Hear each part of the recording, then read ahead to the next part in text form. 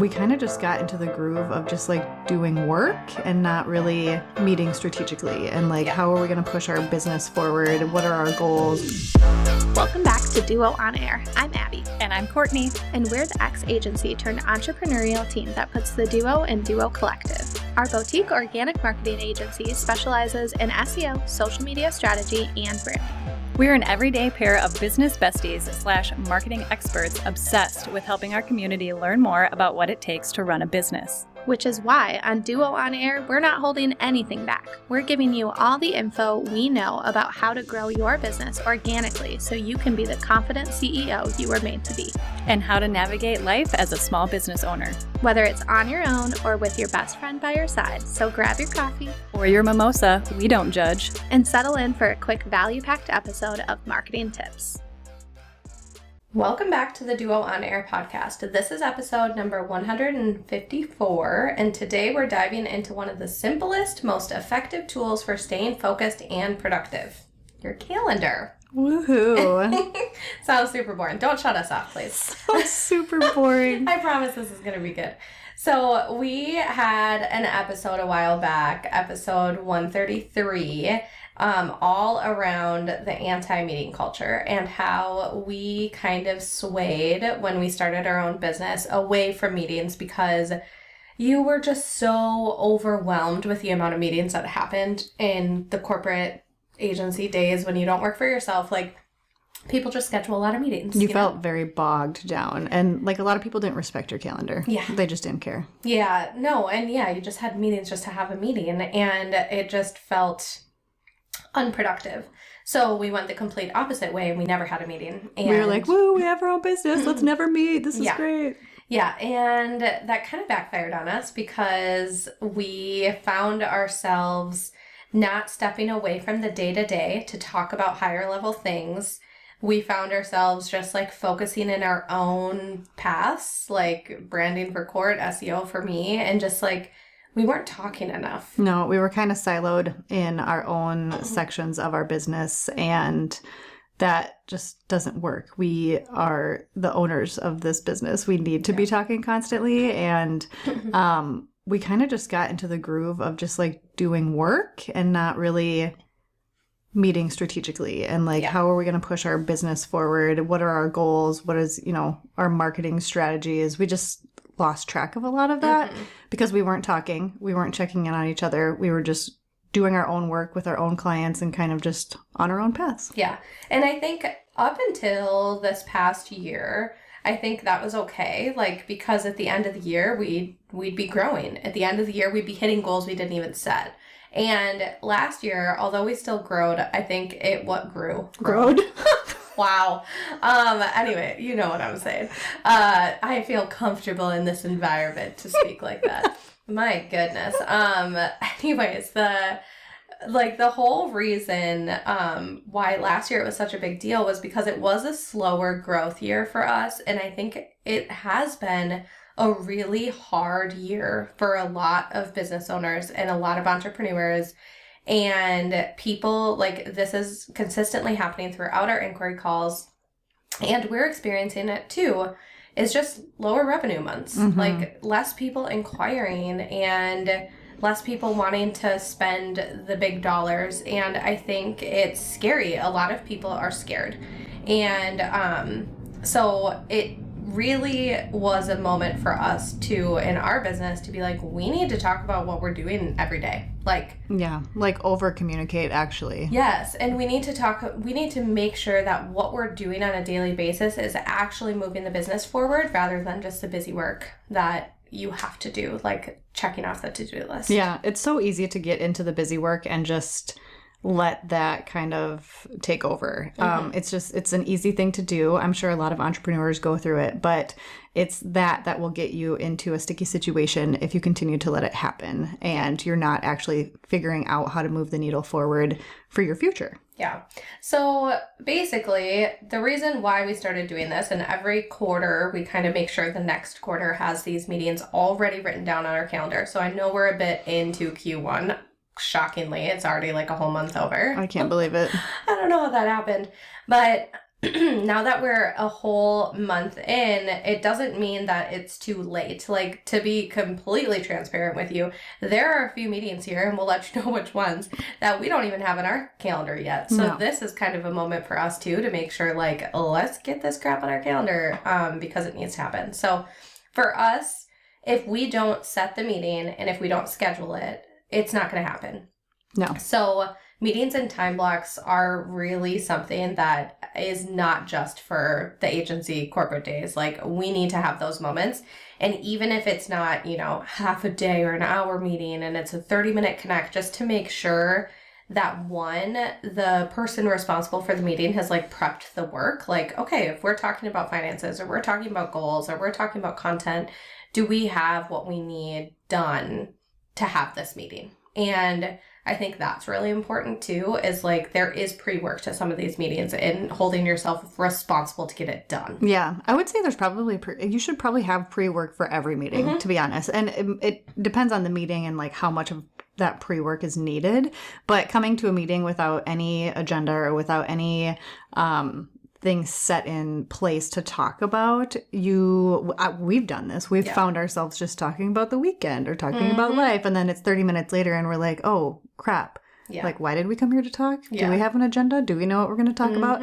So having even just the smallest agenda or pre-work done before a meeting is so key, and it's going to help you be so much more efficient within that meeting and not get derailed. Yeah, for sure. So we'll give you some tips, and we're going to walk through each of these little sections of meetings we make sure that we have blocked off in our calendar, and kind of what some of the agenda items should be. So let's jump into the key meetings that we need to schedule for Q1. Yes. So the first one is goal setting, and we kind of giggle a little bit under our breath because it's almost February and we have not had this meeting yet, but that's okay. It is not too late. I think. And also, this meeting has been blocked on our calendar a couple of times. But kids get sick. All of a sudden daycare's canceled. Like, there's just been, you know, so many things that have happened, or like the pressure of life, and we just needed to move it because we knew that this meeting was meant to be fun and we weren't going to have fun that day. So right. There's been, there was one day we scheduled it and Abby texted and she's like, I feel like we're just like forcing this and it's not going to be fun. And I'm like, yeah, you're right. And this is meant to be a fun meeting. So that's one thing too, is just like knowing that you have the flexibility to move these meetings. Now, don't push it off until July if it's a goal setting meeting. I feel like my rule, anytime we push a meeting, which this has been the one caveat, like, we need to do this. I think it's just because we had too many meetings, so we were like, okay, let's push this out. But usually when we cancel or move a meeting, we reschedule it immediately. Yes. And that really helps make sure that it's still going to happen. So if we can't make that meeting, then when are we going to meet? And scheduling that. And again, like, yes, you have wiggle room, but also if you are a solo entrepreneur and you need to have that like flexibility, like, not flexibility, but what's the word? Like, you need to hold yourself accountable, basically. Yes. You can also say it's like a not budgeable meeting, you know? Like, you can hold that spot and you have to do it if you feel like you struggle with that too. Yeah. So goal setting, we know, is like obviously very important, and now is a great time for goal setting. I even think like a few weeks into January, right? Because everybody's just like so overwhelmed after the holidays that it's okay to take a few week break. But then once you're in it, feeling re-energized, oh my gosh, we cannot talk today. This morning. Okay, you guys, it is a little early. We haven't had our coffee. So, but this is a really good time to just like sit, think about the past, think about your future, and kind of align yourself with those goals that you have for the next year. So what is something that you can include in this goal setting agenda? Like I just said, review your wins. This is something that I think a lot of us fail to do. And Abby and I have failed to do this multiple years. And it's just recently that we've started to like review our past year and some of our wins. When we had our annual meeting in October, that was one of the things we did right away, was just look at the past year and go through all of our wins, because it's hard to stop throughout the year and reflect on those wins and celebrate those wins. But when you look at your year in total, you probably have way more wins than you actually knew about, and small or big, it doesn't matter. So reviewing those wins is super important, and it really gets you excited for that next year, because you see all of these wins that you had the past year, and now you're really energized to get more wins for that following year. So reflect on what worked well in the last year, so in 2024, to help set that tone for 2025. Setting quarterly milestones. So break these annual goals into bite-sized, achievable chunks, right? I think sometimes when people see or hear goal setting, they're like, oh my gosh, I have to make these gigantic goals that are kind of, those are great, right? Like the ones that are kind of scary, they make you nervous, they might seem like a little out of reach, but we can also set bite-sized, achievable goals throughout the quarters, throughout the year. So an example, instead of growing revenue by X amount for the year, aim for sign 3 new clients this quarter, or hit a monthly revenue goal that tracks towards the end of the year goal. So it's not just setting that end of the year goal. It's setting these goals throughout the year to maybe achieve that end of the year goal. What are some of those smaller things that can get you to that larger goal? And you can celebrate. And if you're not sure how to do that, take your goals and paste them into ChatGPT and ask ChatGPT how you can break it down for smaller achievable goals for Q1 and see what it spits back out, because it'll give you great examples. Yeah, it'll give you great examples of breaking down, like, okay, if this is your, annual revenue goal that you have, then here's how much you need to be bringing in a month. But like, that's just, okay, that's a goal, but that's not telling you how you're going to get it. Right. Like, what are the things you're going to do every day to get to that goal? And just keep asking Chat those things. Keep asking Chat to like break it down even further, because those are going to break it up into those bite-sized achievable goals that can then track to that larger goal. So ChatGPT is great for things like that, for like brainstorming those things and making it seem easier, because sometimes goal setting can seem really daunting and scary and confusing, because you might throw a big number out there, right? But if you don't back into that, you don't know how you're going to get to that number. So you really need to back into it and be strategic about it. And having these quarterly goals is a really great way to do that. Yeah. And we talked to in episode 152 about all of the different revenue streams for our business. So I think it's really easy to set a goal where you're like, I want to make this much this year, or I want to make this much a month. But then backing into how are you making that money? And I think we forget about this too is, clients are a huge portion of what we bring in every month, but are there other ways to grow? Should we be thinking about affiliate opportunities on a monthly basis, and how can we support that? Like, how can we create content for our affiliates? Or should we be thinking about monetizing the podcast, which is something we've talked about forever? What are we going to do in Q1 to actually bring in the dollars to do that? So it's breaking it down in a way that gives you these action items that actually bring revenue back. At the end. And giving you new ideas potentially, like, podcast ads, or like Abby said, affiliate programs, like some things that you might not even have thought of to bring in monthly revenue. What are some of those ideas? And if you don't know, again, ask ChatGPT. Yeah. And then the last thing for goal setting is remembering to repeat this every quarter. So that might seem like you're like, wow, that's like goal setting throughout the year multiple times, but that's good, because you want to reevaluate your goals from Q1 and then, see, are you on track? Do you need to maybe shift a goal? Because you can change your goals throughout the year. This isn't they're not set in stone. They're meant to be able to kind of evolve with you throughout the year. So maybe one isn't tracking and you want to kind of evolve that into something else. So remembering to review last year's quarter's goals and then align on the next quarter. So align on Q2 what your goals are, how you're tracking, how they might need to change, whatever that might look like. Yeah. And celebrate the wins. Yes. Right? Celebrate the wins. So goal setting is something that we have blocked off for us in Q1. And the second one, we have a handful of meetings blocked off for this, but is all around financial planning. So this, I would say, we have a bookkeeper, we have an accountant, we have people in our corner that do a lot of this for us, which is amazing. And in the past, I think we've just let them do it, and we review it, but we don't actually talk about it. No, which is probably not great. But. Yeah, no, not great. Not great.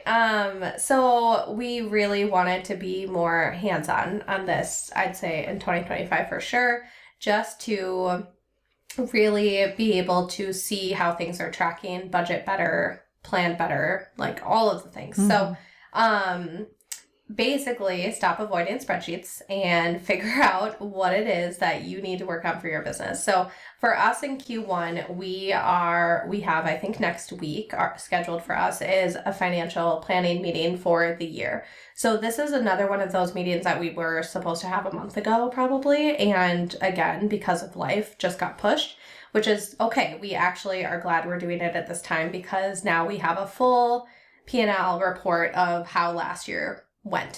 So we can use that to help budget this year. So here's all the things in that meeting that we are going to review together.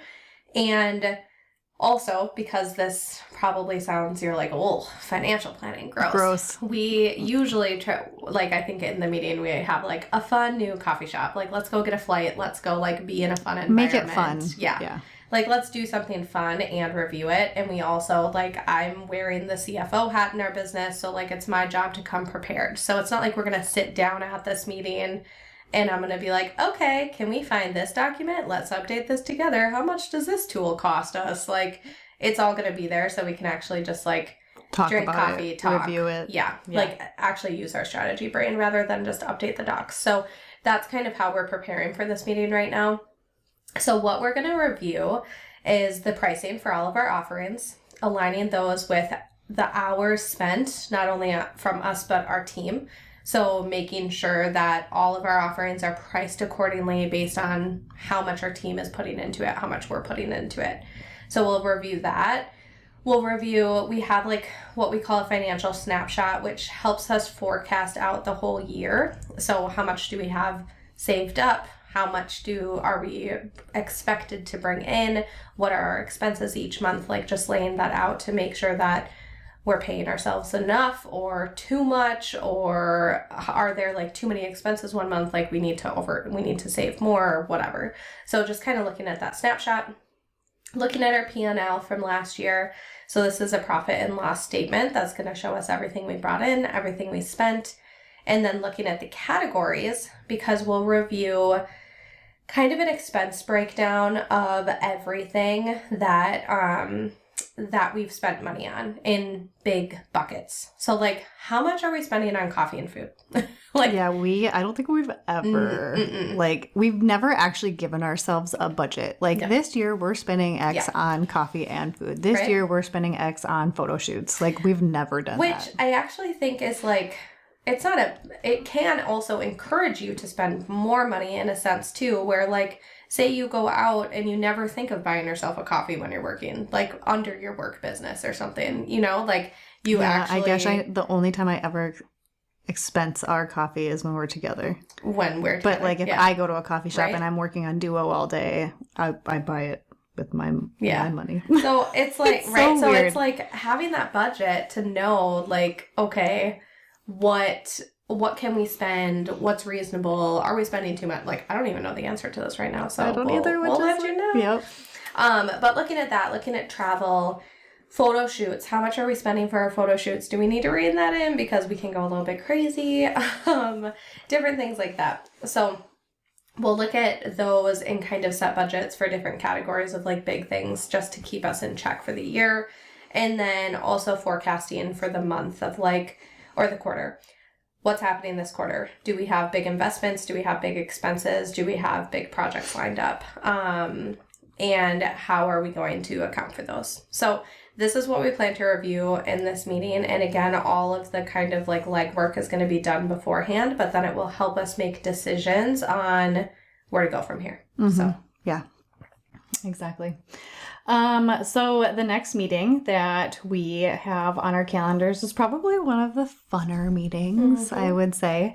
It's my most fun meeting. I'm trying to use like actual words. I don't want to be like, is funner a word? Funnest. I don't know. Funnest? I don't either. I don't know.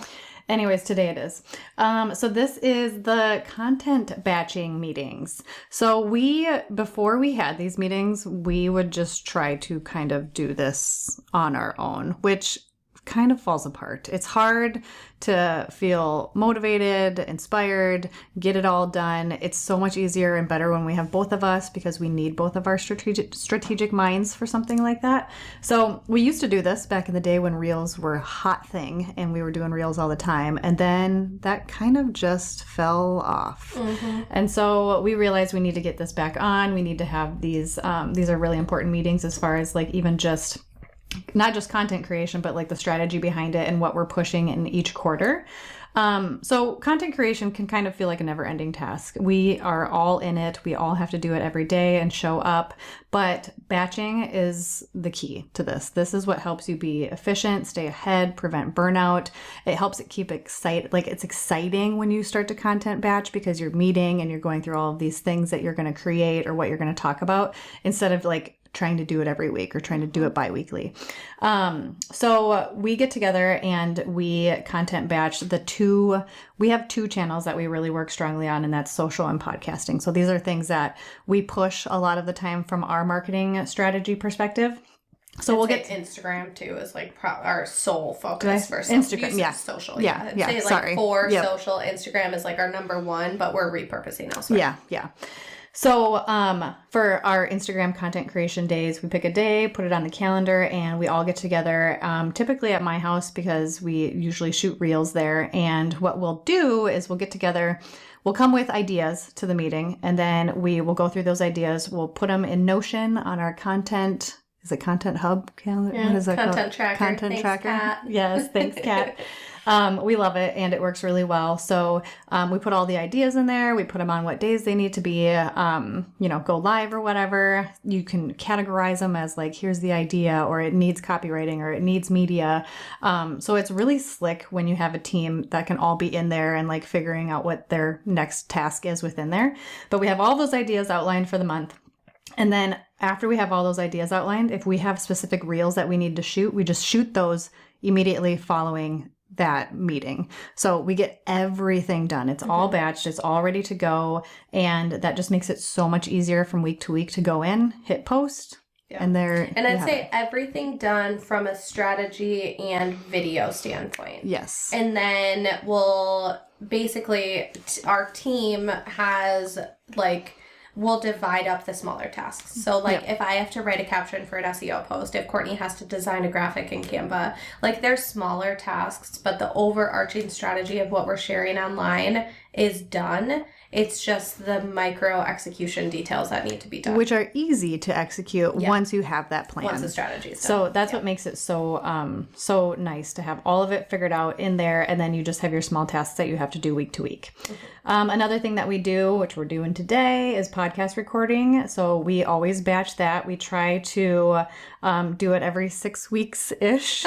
But lately we've been having a huge struggle with our podcast days, which I'm sure you've heard us kind of bitch about here and there. Follow us on Instagram. Yeah, it's been a little rough. Struggle. But today we're like determined to get like 5 or 6 out, so we don't have to do this again anytime soon. But usually in the past these have gone really well. So we'll Abby and I will come up with podcast ideas. We'll write the scripts. We'll get together at her place, record the podcasts, and then those are ready to go for the next few weeks. Yeah, and then again, still things need to be done, like scheduling the episode, writing the show notes. Yes, it's not editing everything, but I'd say too, for us, what's really key about a lot of this is these are the meetings that require the most of Court and I's brain. Yes. Podcast needs to be us. We can't outsource that. Content batching strategy, like we still want to own that because we like that. We're marketers. Like we love to own the strategy piece of it. And as business owners, we feel like we should. But then we outsource almost everything else. So like we try to get as much help in the other areas as possible. So these big blocks on our calendar are for us so that then we can focus on our C-level roles next time. Yeah, so, exactly. So the final bucket of things is team meetings. So if you follow us on Instagram, and we've talked a little bit about it here too, of like who our team is and just kind of introducing you to everyone. We're still really small. So I say team, I'm not talking about like a massive agency of people. But it's more than just us now. It's more than just us. So we have 3 other ladies that support us as well. And so we really try to make sure that we, one, have meetings that work for them too. Like, again, we don't just want to put a meeting on their calendar just to have a meeting. Mm-hmm. So we talk about this, like, will this be helpful for you? And most of the time they're asking us for the meetings versus the other way around, Right. which is good because I want them to feel supported too. So like, it's just finding that balance of like, how often, how much time do you spend? So we want a full team meeting for everyone, just because we think that's important to have visibility across our company of like everything that's happening. And again, like, we want that transparency for people to see that. So this is a meeting where we're trying to decide right now if this should be monthly or bi-weekly. We haven't crafted this yet, but I am going to use ChatGPT to help build the agenda for that. So that's another idea of like, if you have no idea what the agenda could be for that meeting, use ChatGPT and ask like, hey, here's our team. We want to do a full team meeting. How can we make this super productive? What should we come prepared with? What's the agenda for this meeting? Here's how long we want the meeting to Yep. go. Yeah. Here's who's involved. So that's what we plan to do for that. We also have a weekly meeting right now that's around admin, project management, marketing, which is our gal Heidi. So we kind of just work on everything under those realms with her. Weekly has worked great because we've had enough things come up every week that we need to talk about. It's a quick 30-minute meeting, so it doesn't take up too much time. And then Court and I each have meetings with our counterparts to talk about branding projects, client work. I'll talk about SEO projects, client work, things like that. And then Court and I, we like to get together once a week, but we don't know if have we call that a meeting. No, I wouldn't but call it a meeting, but it is important for us to get together. So we are prioritizing that, and usually there's some form of like batching or just we're in each other's neck of the woods or something like that, that it just makes sense to get together. Yeah, we've been really good about that the past few months. Before that, we didn't get together as much as we probably should have, but now we've made it a priority, and we actually like get really excited and crave for those days because we're like, we're out of our house, we're together, we're working on our biz, or we're just working next to each other, and it's a good way to like just get out of your day to day. And it's easiest now this year because I'm in a season of life that helps that too. Like, my boys didn't have very much or long windows of childcare before. And so I really struggled with that. And I think like that was something that I was like, okay, this year, the fact that I have so much more support is making it so much easier to have these meetings. And it's been a whole lot better. Yeah, it's been quite different. Yeah, but it's been great. There's definitely seasons of life. So like, no, if you're in a season of life where you're at home with a baby and you have to be like, that's okay too. And we've also like found, I wish we would have done this more. We have done more work days at like indoor play parks or like coffee shops that have like kid friendly things. So I think that's been nice to incorporate. I wish we would have done that more 2 years ago. But oh well. But anyways, if you are a solo entrepreneur listening to this, make sure that you still hold yourself accountable. So even if you're not meeting with anyone, blocking this time, going to a coffee shop, making it fun, just really using this time for you to align on your business of what's going well, what you need to adjust, making sure you're holding yourself accountable to updating those spreadsheets that you have for financial stuff, content batching, and whether you have goals and things that you need to align on. But don't forget to schedule it. Actually put it on your calendar. Because again, we get so busy in our day-to-day lives that if it's not on your calendar, you're not going to do it, you're going to forget about it, or you're not going to hold yourself accountable. So put it on your calendar. Schedule it. So these 4 buckets, goal setting, financial meetings, content planning, and team meetings, are what work really well for us. You might have other Q1 meetings that you need to have. Again, like, ask ChatGPT, what am I missing? Like, is there something else I need to do? It's an amazing resource just when you feel like, wow, I need to make sure that I'm like making progress this year. And or not stuck just or need checking. brainstorming or inspiration. Yes. So every business is going to need something a little bit different, but these buckets, I would say, are pretty standard. Like, everyone should have some form of these buckets on their calendar. So. And don't make the mistake like we did and get angry at meetings and Yes. stop them altogether because we lived and breathed that, and it did not work. Yeah. It did not work. Don't avoid the meetings. Schedule them with a friend. Make them fun. We promise that your future self will thank you for it. Yes. If you like this episode, please be sure to share it with a friend and subscribe so you don't miss any new episodes dropping every Monday. Plus, if you haven't already, please go ahead and leave us a review and don't hesitate to share any new episode ideas. We absolutely love hearing from you and creating this content for you. See you next week.